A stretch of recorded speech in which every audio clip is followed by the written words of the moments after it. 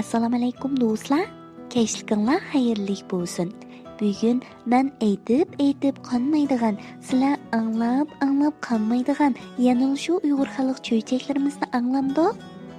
Undaqda omoqlarimning qo'liqi tuvandiki tadbirli qiz degan cho'chakda bo'lsin-a. Cho'chak tadbirli qiz. Qadimgi zamonda bir podshoh o'tgan ekan.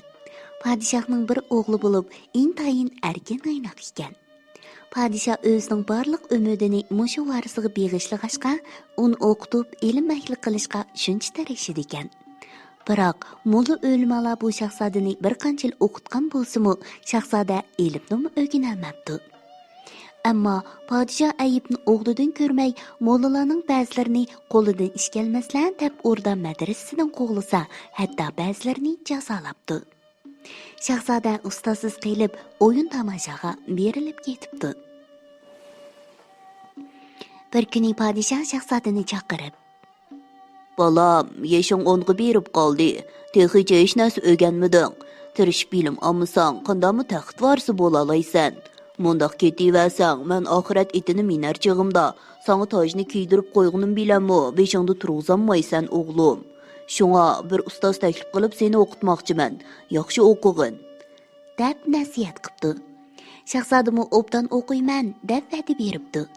Padişah xushal bo'lib, yavash, eg'ir besiq, tajribali bir mudarrisni o'rniga oldirib, shahzodani o'z qo'li bilan mudarrisga topshirib beribdi. Mudarris dars boshlash oldida, "O'qib qayerga kelgandilar?" deb so'rabdi shahzodadan. "O'tgan yili qishgacha o'qigandim," debdi shahzoda. "Xo'sh, nihoyat yaxshi ekan. Qaysi kitobga tushgandilar?" deb yana so'rabdi mulla shahzodadan. "U kitobni ustozim o'zi biladi. Ismini topolmaganti," deb javob beribdi shahzoda. Shu chaqda podshoh kirib keldi. U mudarris bilan shahzoda o'tirsida bo'lgan savol-javoblarni eshik sirida turib anglab olgan ekan. "Darsni boshdan boshlagan yaxshi, o'zlarining qo'lida bir qo'lliq ta'lim olsin," debdi podshoh. Mudarris pansurdan dars o'tibdi. Lekin shahzoda beni o'gasa, leni unutib qilib, leni qaytilsa, beni unutib qilib, zotla alg'a bosmabdi. Shu tariqada 20 yil o'tib ketibdi. Bir kuni podshoh dars ustiga kirib shahzodaga, "Sobiqingni o'qib boqqin," debdigan. Shahzoda yerga qarab o'ltiribdi. Podshoh mudarrisni, "Bolamni yaxshi o'qitmabsan," deb sesiq gap bilan haqoratlabdi. Mudarrisning juduni tutib, "6 oydan beri shahzodaga hech nima o'rgatmadim. Buning o'rnida eshakni o'qitgan bo'lsam-chu, mo'lla qilatdim men," deb sapdi. Buni anglagan podshoh, "Voy, mening bolamni eshakdimi past ko'rdingmi?" deb qattiq g'azablanibdi. "Qilmagan amalim, qo'llanmagan usulim qolmadi. Ammo shahzoda texicha ilmni o'rganamidi. Mana oxir podshohimdan tanbih angladim. Shunga 6 oydan buyongi ajrimni eshak so'ndirgan bo'lsam, mo'lla bo'ladi deb o'zimga echindim," debdi mudarris. "Sen hamma gunohni mening bolamga ortmoqchisan. Shunga deganing bo'yicha ish ko'raman. Senga 1 oylik muhlat beraman. Bir eshakni mo'lla qilib xalq odam oldida karomatingni ko'rsatsan. Mubada mo'lla qilolmasang, shu maydonda kallangni teningdan judo qilaman, angladingmi?" debdi podshoh. Mudarris beshini selib o'rnidan qaytib chiqib uyga kelib, joynamoz ustida Xudoga munojat qilib yig'lab o'ltiribdi. 3 kecha kunduzgacha g'izami yemabdi. Bu darajada qayg'uga cho'kib, yig'izlar qilishi uydagilarning yuragini ezibdi. Bir qizi bor ekan, u, "Jinim dada, bir necha kundan buyon yosh to'kishdan boshqani bilmaysan. Nim bo'ldi? Beshingga qandoq kun tushdi? Men bir esongchi dada," deb yig'lab yoldiribdi. Oxir mudarris bo'lgan voqeani so'zlab beribdi. Buni anglab mudarrisning xotini intayin qo'rqib vahimaga tushibdi. Ammo qizi o'zini tamkin tutib, "Chori tepiludi, aql etini har yon choptirishimiz kerak," debdi. Oxir u o'yla mundaq bir chora tepibdi. Mudarrisning bir eshigi bor ekan. Eshakka atigandan tushgacha hech narsa bermabdi. Tushdan keyin qiz bir kichik shirani ochiqib bo'ylig'i qo'yibdi. Ustiga yo'g'on bir kitobni qo'yib, kitobning ustiga bir changal qo'noqni to'kib qo'yib, eshakni eg'ildan chiqarib qo'noqni ko'rsatibdi. Eshak astan purab qo'noqni birini qo'ymay yapti. Eshakni egilg'i so'lab, kitob ustiga yana qo'noq to'kib qo'yib, eshakni chiqargan ekan, eshak uttul shira oldiga kelib, qo'noqni yeb qarab turibdi. Shundoq qilib, kechgacha bu ishni takrorlabdi. Atsi qiz eshakni shira oldida turg'izib qo'yib, kitobning muqovasini echib, orasiga bir changal qo'noqni to'kib, muqovini yepib qo'yibdi ekan, eshak qilin qo'lpiklar bilan muqovini echib, qo'noqni yebdi. Bu harakatni bir kun mashq qildiribdi.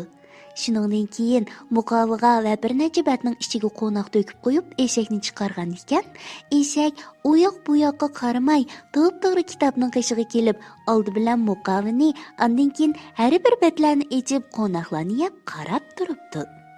Shundoq qilib, eshak kitobning hamma varaqlarini qalbuklar bilan birma-bir varaqlab chiqishni o'rganibdi. Bir ay to'shibdi.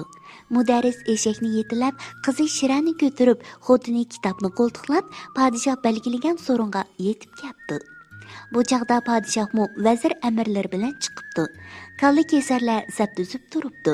Fuqarolar: "Ey bechora oxunim, yavash edi. Bugun yo'riq dunyo bilan xo'shlashadigan bo'ldi-da", deb mudarrisga echinibdi.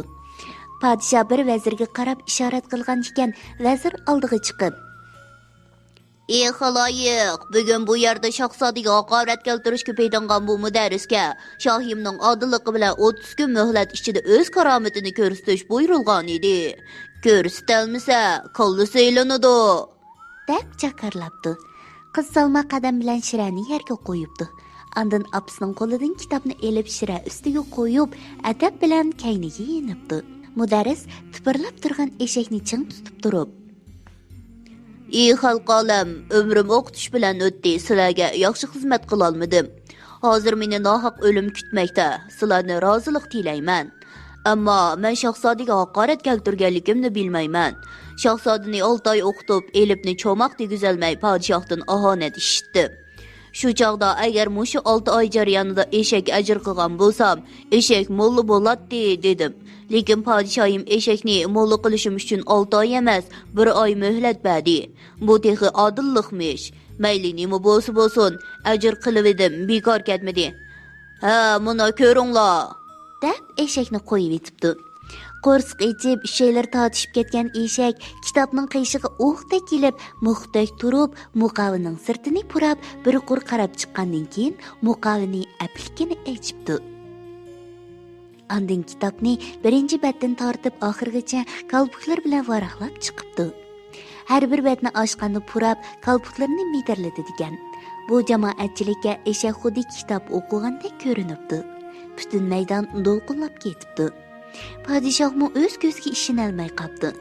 Eshak qo'noq tamasida kitobni chala qo'ymay varaqlab chiqqandan keyin o'qib bo'ldim deganda qilib qarab turibdi.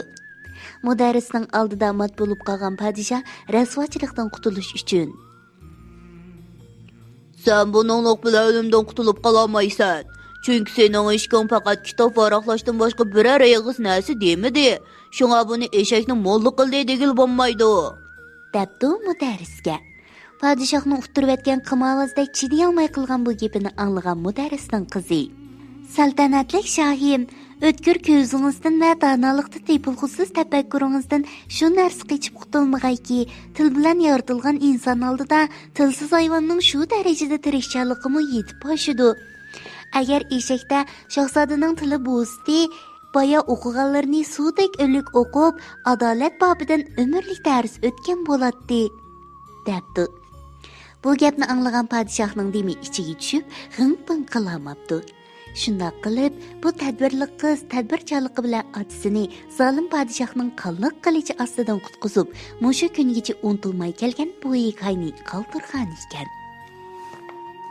O'maqlarim, biz cho'chakdagi podshoh va shahzodadan ibrat elib, qizning aqlliqligini o'zimizga ulgu qilib, bizmo tadbirli qiz va tadbirli o'g'il bo'laylik, ha? Undaqda bugungi cho'chkimizni mush yergacha aytib beray-a. Oxirda dilala hadanglarga agishib, tuvandagi bolalar qo'shqini o'rganinglarchi. Bolalar qo'shqi salom. Salom sizga muallim, salom sizga saboqdosh. Salam sizga onajon, salam do'stlar, jon adash. Salam bilan uyg'itaman har ko'ngillik saharni, salomlarga cho'mdirman har aylansam shaharni. Salam axloq belgisi, salam bilan o'sarman, yaxshilarga bir umr salam berib o'tarman. Kichik shoirlar kash bo'lib ketibdi, amis bugun boldur uxlanglarchimu? Tatliq tushlar sizlarga murab bo'lsin.